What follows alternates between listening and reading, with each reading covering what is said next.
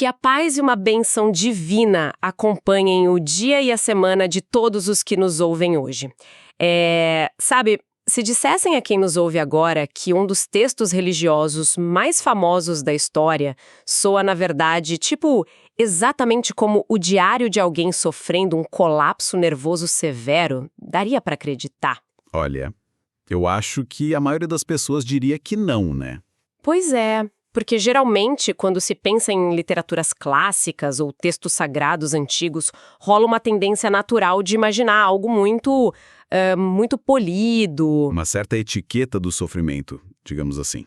Exatamente. Como se o herói tivesse que enfrentar o problema com aquela postura inabalável, sabe? Mantendo a compostura, e aí tudo se resolve no final com uma trilha sonora triunfante ao fundo. Mas a realidade que a gente vai explorar hoje quebra completamente essa expectativa. E é exatamente para esse lugar desconfortável e bem cru que nós vamos viajar na nossa imersão de hoje. Para construir essa análise, nós trouxemos para a mesa de estudos os trechos da Bíblia de Estudo Nova Almeida Atualizada, a NAA, cruzando tudo isso com os comentários do acadêmico Allen P. Ross. E acho que vale a pena fazer um parêntese rápido aqui sobre o Ross, né? Claro, manda ver. O trabalho dele traz comentários exegéticos, ou seja, não é só uma leitura superficial da tradução. É uma análise que escava o que o texto original hebreu significava lá na sua própria época. Tirando a poeira dos séculos mesmo. Exato. Para entender a sintaxe, a cultura e a intenção original. E o nosso foco nesse mergulho de hoje é o Salmo 6. Histórico enorme, né?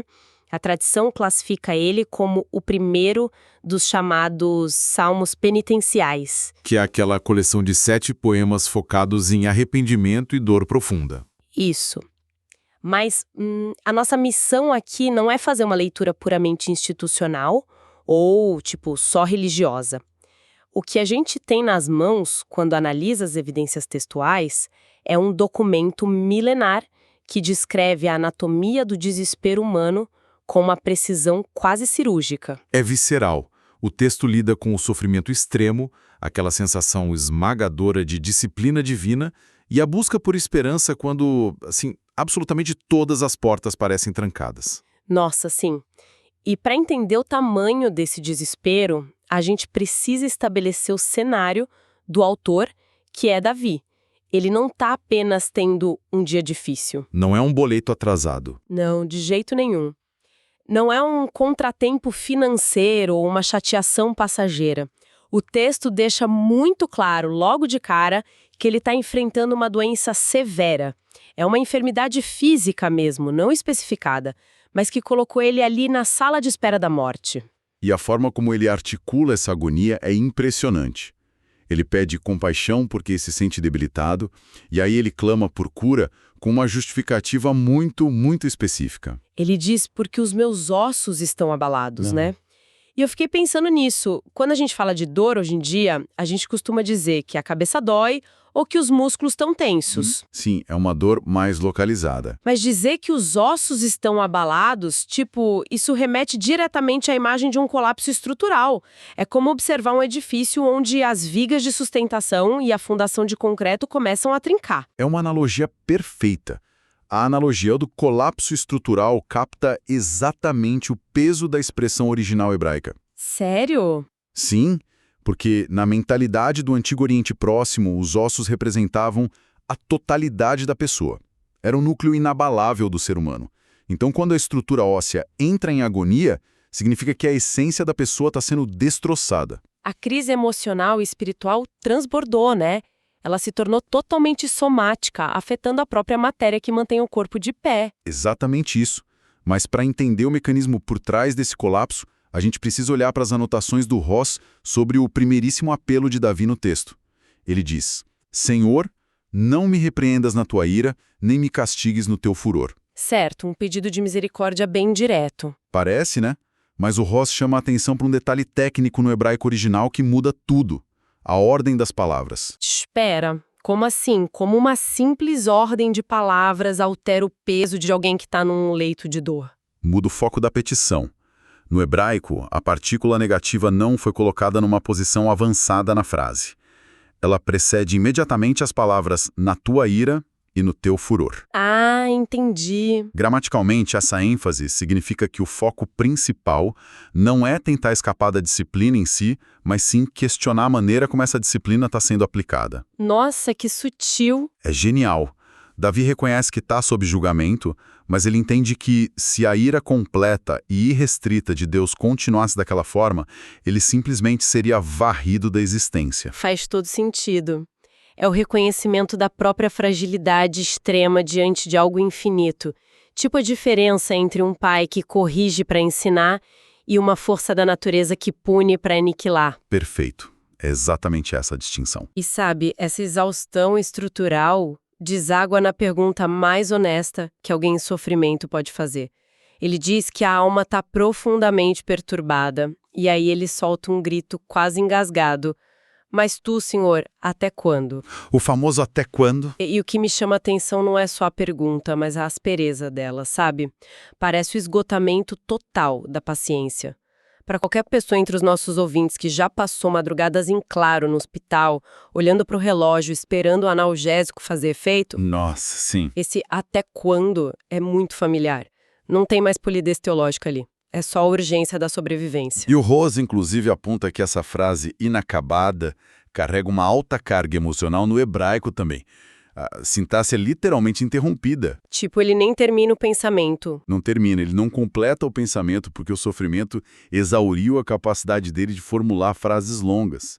É a frustração pura de estar num limbo, né?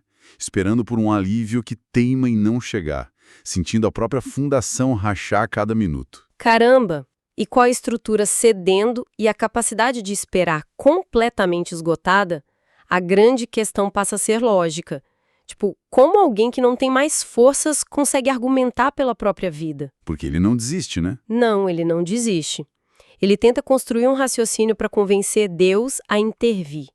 Mas assim, analisando a fundo a forma como ele constrói esse argumento, pode surgir um certo desconforto para quem lê hoje. Um desconforto, como assim? É que, primeiro, ele pede para ser salvo por causa da graça divina, o que é compreensível.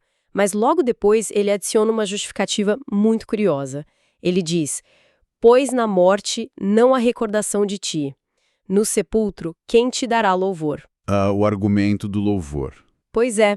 E, numa leitura moderna, isso parece beirar a manipulação, não acha? É quase como se o autor estivesse dizendo, olha, se eu morrer agora, o senhor perde um excelente porta-voz. Ninguém vai compor salmos de sucesso no mundo dos mortos, então é muito melhor me manter vivo para o seu próprio bem. Olha, é uma leitura muito perspicaz, porque para nossa mentalidade ocidental contemporânea, quase tudo se resume a transações, né? Métricas de utilidade. Parece mesmo um jogo de interesses. Exato. Soa muito utilitário. Mas se a gente conectar essa passagem ao contexto teológico profundo que as fontes de estudo da NAF fornecem, o cenário muda totalmente de figura. Tem dois pilares que sustentam a lógica de Davi aqui, e nenhum deles é manipulação barata. O primeiro pilar é o apelo ao amor leal. Que seria o apelo à graça que o texto menciona, certo? Isso. A palavra hebraica fundamental aí é hesed. Ela é riquíssima, frequentemente traduzida como amor leal, misericórdia ou graça. Davi não está se apresentando como um funcionário indispensável da empresa divina. Ele não está mandando o currículo dele. Não, longe disso. Ele está ancorando o pedido no caráter imutável de Deus. Ele está essencialmente dizendo que, independentemente do que ele tenha feito para merecer aquela disciplina, a essência de Deus é misericordiosa. O ponto de partida é a natureza de quem julga, não o mérito de quem sofre. Então ele puxa o histórico da própria divindade como base de defesa. Muito astuto. Mas e a segunda parte do argumento? Onde entra aquela questão de que os mortos não louvam? Porque essa é a parte que me soa utilitária. Então, para entender isso, a gente precisa desconstruir a nossa visão moderna de vida após a morte. A gente tem que olhar para a cosmologia do antigo Israel. O texto menciona a palavra sepulcro, que no original é o termo poético Sheol. Sheol. Exato. O Sheol, na mentalidade daquela época, não era necessariamente um inferno de fogo ou um paraíso nas nuvens. Era o destino sombrio e silencioso de todos os mortos. Um reino de esquecimento separado do mundo dos vivos. E, crucialmente, os habitantes do Sheol não participavam do culto congregacional. Ah, eles não podiam ir ao templo. Isso. Eles não tinham a capacidade de ir ao santuário e relatar publicamente os feitos e o favor de Deus. Nossa, isso esclarece muito. Porque no antigo Israel, a adoração não era só um sentimento interno e privado que você tem no seu quarto, né? Era um ato público, comunitário. Era um testemunho. Era assim que a glória de Deus se tornava conhecida entre as nações vizinhas. Olha, eu preciso destacar como essa sua observação é certeira. O louvor público era, de certa forma, o grande projeto divino na Terra. O argumento dedutivo de Davi, conforme a análise do Ross, é o seguinte: se Deus deseja que o seu povo se reúna no santuário para proclamar ativamente a sua libertação e o seu amor leal, então Deus tem um interesse inerente em manter os seus adoradores vivos. Uau! Então não é chantagem emocional. De jeito nenhum. Davi está desesperadamente tentando alinhar o desejo dele de sobreviver com o propósito macro de Deus para a humanidade. Ele está dizendo que um cadáver esquecido no Sheol não serve à grande narrativa de exaltação que Deus estabeleceu. É um alinhamento teológico absoluto, nascido da profunda intimidade de quem conhece muito bem o destinatário da oração. Mas a realidade fria e dura é que argumentos teológicos, por mais brilhantes e bem estruturados que sejam, não funcionam como analgésicos imediatos, né? Infelizmente não. E o texto não tenta mascarar isso em momento nenhum. Depois dessa negociação lógica brilhante, o alívio não cai do céu num passe de mágica. A dor física continua lá. Ele volta para a realidade do próprio quarto e a linguagem mergulha numa hipérbole devastadora. Os versículos 6 e 7 são pesadíssimos. Muito. Ele diz estar cansado de tanto gemer, afirma que todas as noites faz nadar o seu leito e que alaga a própria cama com lágrimas. E para além da poesia literária, essa descrição relata o horror visceral da insônia crônica misturada com uma exaustão absoluta. É o corpo desistindo. Sim. Para qualquer pessoa que já vivenciou um estado de burnout ou de depressão profunda, onde o simples ato de fechar os olhos não traz descanso, mas só inaugura uma longa noite de ruminação, isso ressoa intensamente. A noite vira um campo de batalha e o corpo vai definhando, chorando literalmente até a desidratação. E a visceralidade desse relato é totalmente intencional, viu? A saúde dele estava em franco declínio. O texto até relata os olhos envelhecendo e enfraquecendo por causa de tanta tristeza contínua. Meu Deus! Porém, se a gente analisar o quadro mais amplo que o autor apresenta, a insônia e a doença física são só uma parte do problema.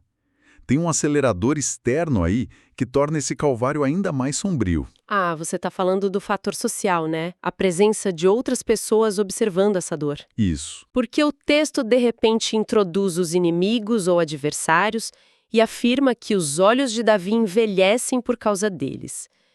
E, num primeiro momento, eu confesso que achei isso meio fora de lugar.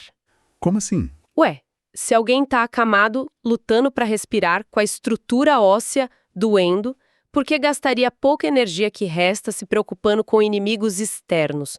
Não parece ter um exército invadindo o quarto dele. E não tem, a guerra aqui é muito mais insidiosa, sabe?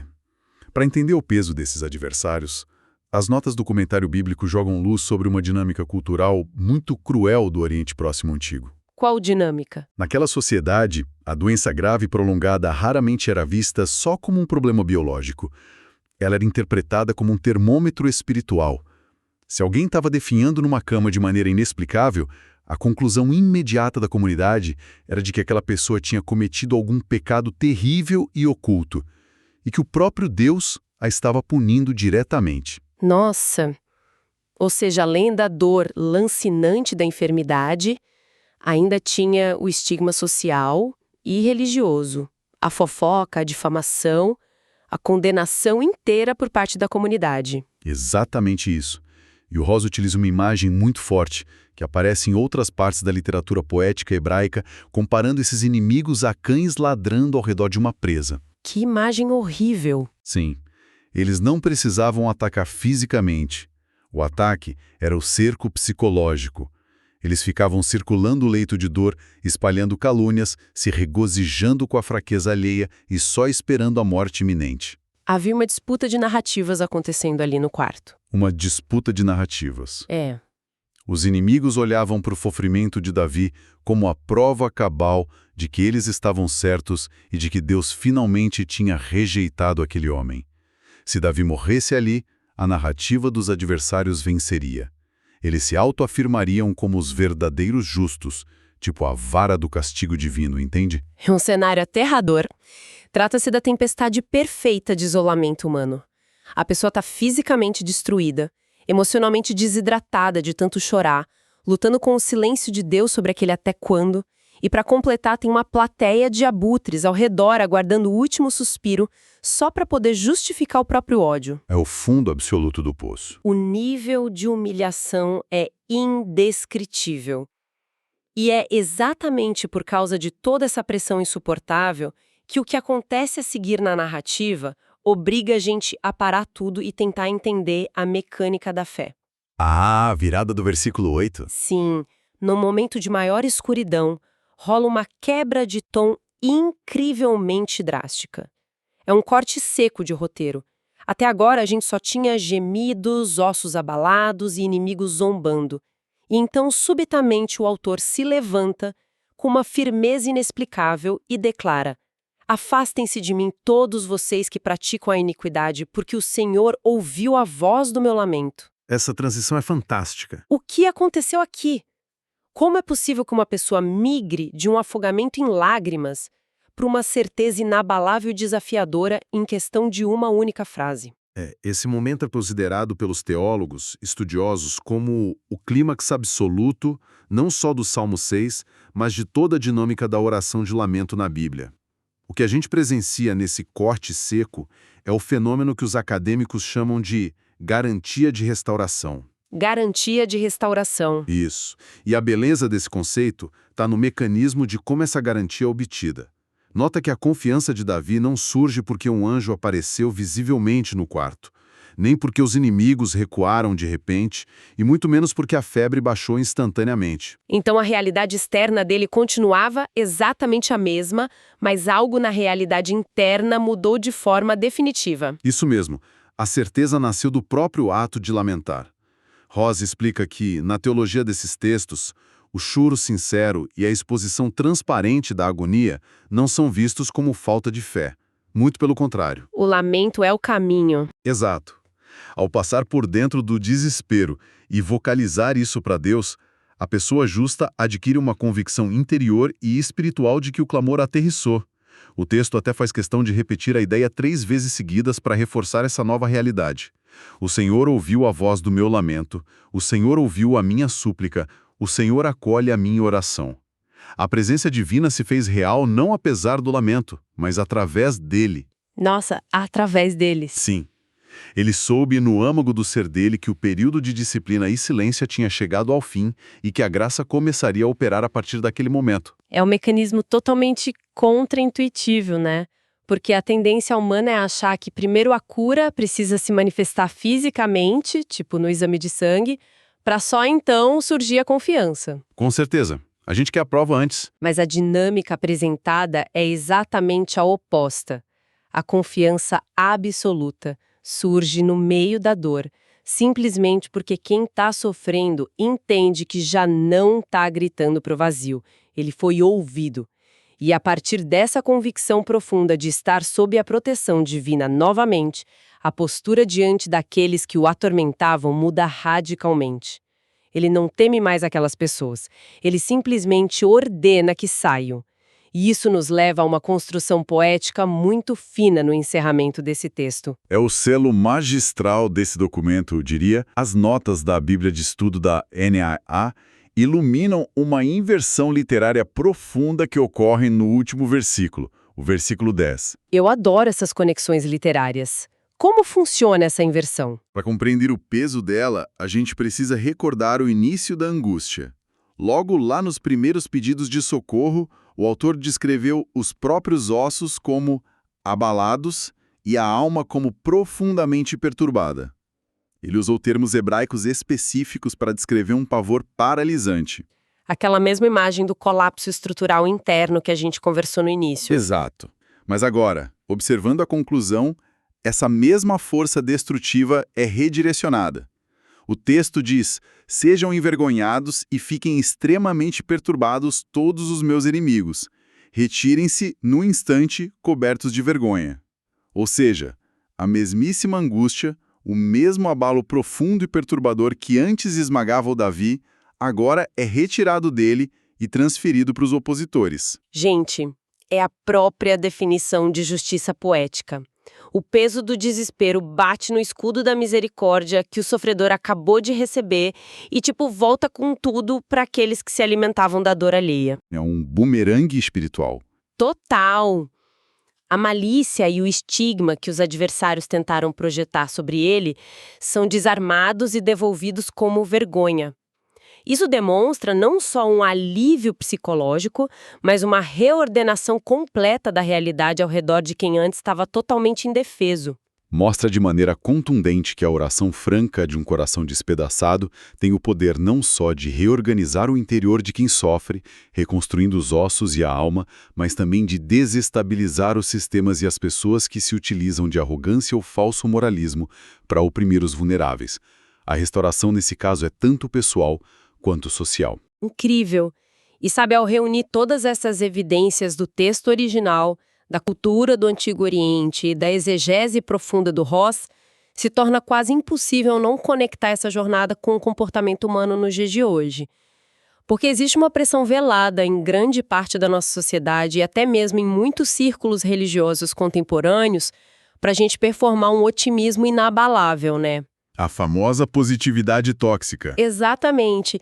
Há uma ideia de que ter fé significa engolir o choro, exibir um sorriso blindado para o Instagram e afirmar o tempo todo que está tudo bem, mesmo quando as fundações internas estão desmoronando e a gente está aos pedaços. E a psicologia moderna concorda plenamente com os perigos dessa atitude, viu? A tentativa de silenciar a dor legítima, de mascarar o esgotamento extremo com positividade forçada, frequentemente resulta na aceleração daquele colapso somático que descrevemos antes. O corpo acaba cobrando a conta do silêncio. Ele cobra. Não tem jeito. O grande ensinamento dessa investigação de hoje é que a angústia honesta não é o oposto da fé. As lágrimas viscerais, a total falta de energia e até mesmo o questionamento exausto sobre até quando o sofrimento vai durar, tudo isso compõe uma fé adulta e profundamente real. Não precisa esconder nada. Não tem necessidade nenhuma de fingir invulnerabilidade quando o teto está caindo. Ironicamente, a entrega a esse lamento cru e desprotegido é o caminho exato que viabiliza a restauração. A divindade, segundo esse texto milenar que a gente explorou, não se assusta nem se afasta diante do caos humano. Ela se inclina para escutar. É uma mensagem libertadora. Muito.